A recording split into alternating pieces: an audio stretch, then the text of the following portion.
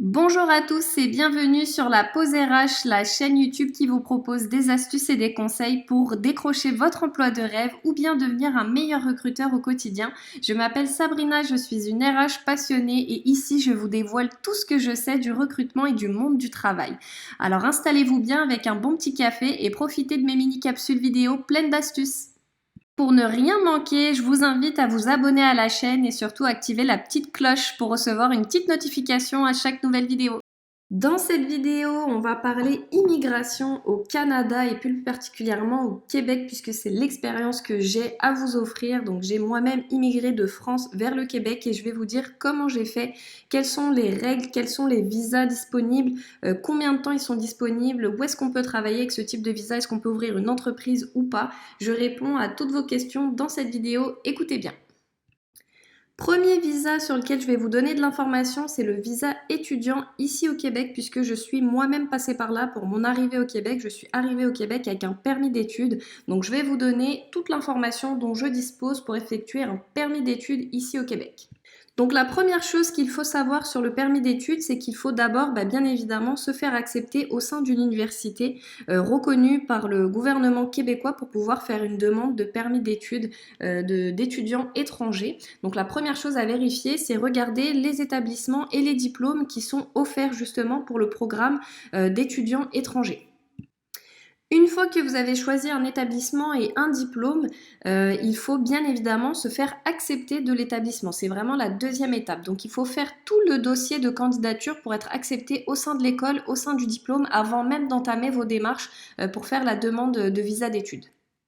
Une fois que vous êtes accepté par l'établissement, il faut absolument commencer vos démarches d'immigration en passant par le fédéral d'abord. Il faut savoir que peu importe ce que le gouvernement du Québec va vous demander comme document ou les documents qu'il va vous livrer pour immigrer, c'est toujours le fédéral qui va vous confirmer l'accès ou non au territoire canadien et non pas la province du Québec. Donc très important de faire sa démarche d'abord auprès du fédéral sur le site du gouvernement canadien qui s'appelle CIC Canada. Je vous le mets juste là dans la vidéo, donc CIC Canada. Vous allez avoir toutes les procédures à suivre pour faire votre demande de permis d'études. Et la deuxième petite chose qu'il faudra demander une fois que votre permis d'études est lancé auprès du fédéral, c'est faire juste une démarche auprès de la province du Québec pour obtenir un CAQ, donc un CAQ. Ça s'appelle un certificat d'acceptation au Québec. Très important pour les étudiants au Québec, c'est obligatoire pour pouvoir valider votre intégration là dès que vous allez mettre le pied au Canada. Vous allez passer par la douane fédérale et également par la douane, par le côté québécois et il faudra absolument avoir ce certificat en main, papier qu'on vous envoie à votre adresse chez vous à la maison. Point essentiel sur lequel je veux porter votre attention concernant les visas étudiants, il faut vraiment choisir à l'avance si vous souhaitez rester à long terme ou pas au Québec. Puisque si vous venez étudier ici, dans le but ensuite de faire une demande de résidence permanente, il va falloir être vigilant sur le diplôme que vous allez choisir, car tous les diplômes ne sont pas éligibles au programme pour faire la demande de résidence permanente à partir du Québec. Dans le site Immigration Québec, vous allez avoir la liste des diplômes qui sont offerts pour ensuite passer à la prochaine étape, demande de résidence permanente à partir du Québec. Donc attention, choisir un diplôme éligible avant de venir s'installer ici. Une fois que vous avez votre permis d'études, que vous êtes arrivé ici, que vous avez fini votre diplôme, tout va bien, vous voulez rester et travailler, eh bien vous avez le droit.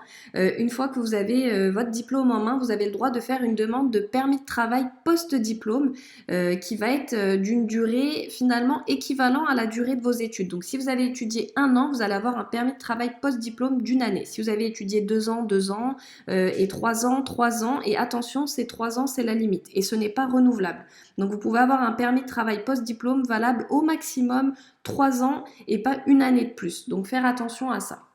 Et ensuite, pour faire votre demande de résidence permanente, une fois que vous avez eu votre permis de travail post-diplôme, il va falloir travailler au moins 12 mois, donc au moins 1 année complète au Québec à temps plein pour pouvoir justement passer à la prochaine étape, donc le programme d'expérience québécois pour les étudiants étrangers. Donc c'est un programme accéléré justement pour pouvoir obtenir la résidence permanente à partir du Québec plus rapidement qu'en faisant une demande de l'extérieur.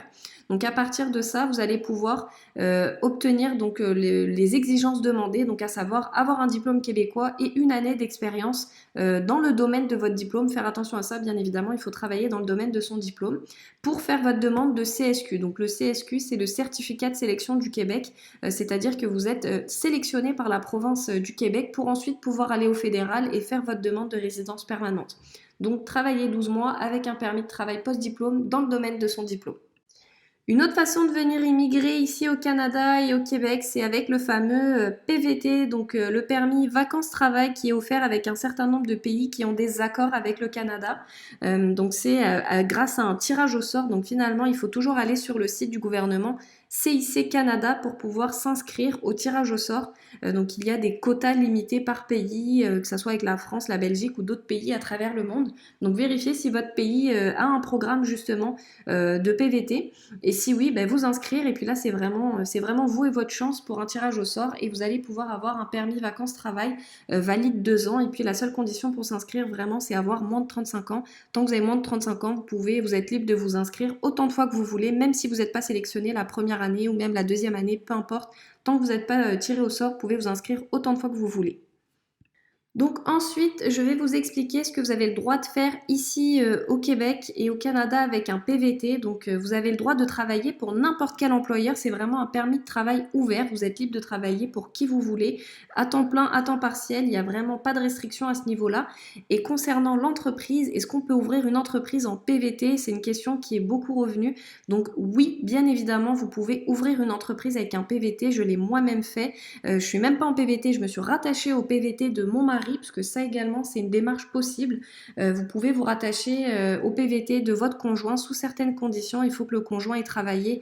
Il me semble que c'est justifié de au moins 3 fiches de paye. Donc ici on est payé à la semaine ou aux 2 semaines. Donc il faut 3 fiches de paye dans un certain type de métier qualifié pour pouvoir justement justifier le rattachement du permis de travail ouvert avec le conjoint. Donc c'est possible également. Et oui, vous pouvez ouvrir une entreprise avec le PVT ou un PVT rattaché à votre conjoint. Ensuite, comment faire les démarches de résidence permanente à partir du PVT? Eh bien, vous allez être un peu déçus parce qu'il faut savoir que les règles viennent tout juste de changer. Et puis, avec mon mari, on a eu de la chance. On est passé juste avant justement le changement de loi et on a pu faire nos démarches de résidence permanente avec le PVT. Mais à partir de mai 2020, ça va être très compliqué à partir du Québec. Donc, je vous explique pourquoi. Donc, avant, il fallait justifier de 12 mois d'expérience au Québec.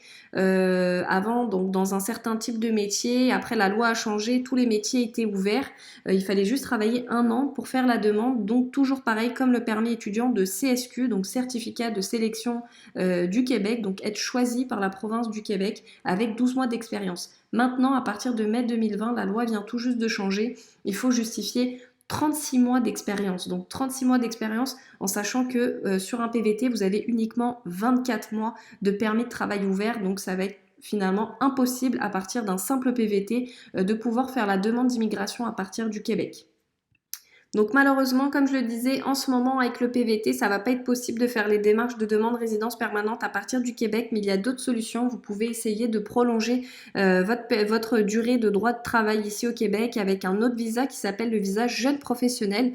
Mais j'ai pas énormément de détails là-dessus parce que je n'ai pas expérimenté ce visa. Donc j'aurai uniquement les informations qui sont disponibles sur le gouvernement québécois. Je vais pas pouvoir vous parler de mon expérience à moi. Donc je veux pas dire de bêtises. Je vais vous laisser aller regarder les informations sur le site du gouvernement fédéral et québécois sur le permis jeune professionnel. Donc c'est une option, le visa jeune professionnel. Et une fois que vous allez avoir cumulé les 36 mois d'expérience professionnelle au Québec qui sont demandés, vous allez pouvoir également donc lancer votre demande de CSQ, donc le certificat de sélection du Québec, dans le même programme que celui des étudiants, donc le PEQ, le programme d'expérience québécoise, toujours le programme accéléré, mais ça sera le programme accéléré dédié aux travailleurs étrangers et non pas aux étudiants étrangers, mais ça reste un programme accéléré. Donc à la base, quand moi j'ai fait la demande, la durée pour obtenir le CSQ était de 20 jours ouvrables et maintenant les délais avec le coronavirus viennent de s'allonger à 6 mois. Donc c'est vraiment très très long, 6 mois juste pour obtenir le CSQ et une fois que vous avez obtenu ce CSQ, seulement à ce moment-là, vous allez pouvoir lancer la demande de résidence permanente auprès du fédéral qui dure en moyenne je dirais là 2 années pour nous en tout cas, au moment où on a lancé la demande c'était 2 ans. Ça se pourrait bien que les délais se rallongent de plus en plus là sur les prochaines années à cause des conséquences du coronavirus. Donc c'est vraiment très très long les démarches d'immigration. Finalement c'était beaucoup plus rapide avant quand on venait sur le territoire et maintenant les délais vont être très similaires aux demandes qu'on va faire à partir de l'extérieur du Canada. Donc vraiment un petit peu des mauvaises nouvelles là pour l'immigration au Québec malheureusement, mais en tout cas c'est possible. Vous pouvez toujours obtenir la résidence permanente à partir du Québec. Maintenant, concernant le coût de l'ensemble de ces visas et de ces demandes de papiers d'immigration, il faut savoir que c'est vraiment très très cher. Là, vraiment, il faut prévoir un budget spécialement pour ça. Pour vous donner une idée, donc entre mon mari et moi, donc pour deux, donc à chaque fois on paye pour le requérant principal et il y a des frais additionnels pour les conjoints ou toutes les personnes de votre famille que vous allez intégrer dans la demande, par exemple vos enfants. Il y a des frais additionnels et en tout cas, nous, pour un couple, il faut compter, on n'était pas loin du 3500 $ avec tous les frais annexes puisqu'il y aura également les données biométriques à payer, il y a une visite médicale également effectuée pour valider la résidence au fédéral, donc c'est vraiment très très cher et assez long. Et autre petit cas particulier qu'on a utilisé avec mon mari pour pouvoir prolonger la durée de notre séjour au-delà des 2 années de PVT. Donc nous, sur les 2 ans de PVT, on a eu de la chance, on a pu obtenir le CSQ. Et une fois qu'on a le CSQ, on a le droit de faire une demande de permis de travail fermé, c'est-à-dire que vous avez un visa de travail valide uniquement pour un employeur en particulier. Donc nous, c'est ce type de visa là que mon mari a eu. Donc lui, il a été requérant principal. Donc lui, il a le permis de travail fermé. Et puis moi, je me suis rattachée à son permis de travail fermé et j'ai un permis de travail ouvert. C'est-à-dire que moi, je peux travailler pour n'importe quel employeur, mais je travaille à mon compte puisque j'ai ouvert ma société et j'ai le droit également avec ce permis d'être entrepreneur et d'être propriétaire d'une société par action puisque c'est ce que j'ai ouvert, une société par action ici au Québec. Voilà pour cette vidéo, je vous ai vraiment donné les informations que j'ai à ma disposition car je les ai expérimentées moi-même, hein, mais il y a plein d'autres façons de pouvoir immigrer au Québec ou au Canada de façon générale, mais je n'ai pas expérimenté ces méthodes donc j'en ai pas parlé dans cette vidéo, donc je vous partage vraiment mon expérience à moi.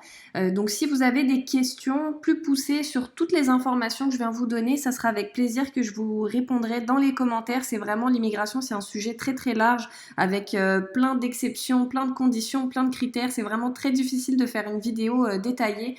Faudrait vraiment avoir des questions précises si vous voulez plus d'informations. Je vous la partagerai avec grand plaisir en sachant que faire attention, les lois d'immigration au Canada et surtout au Québec changent vraiment. Là, ça peut changer tous les 2 mois. Là, je viens de faire une vidéo pour aujourd'hui. Ça se trouve que dans 3 mois, tout ce que je viens de vous dire, ça va plus être valide. Donc vraiment faire attention, toujours vous renseigner sur les dernières lois en vigueur et faites attention, le site Immigration Québec n'est pas toujours à jour. Il faut vraiment aller vérifier dans les informations que le gouvernement va donner, les nouvelles lois qui viennent de sortir qui ne sont pas forcément encore inscrites dans le site que je vous ai donné Immigration au Québec. Donc faire attention à ça, c'est très important.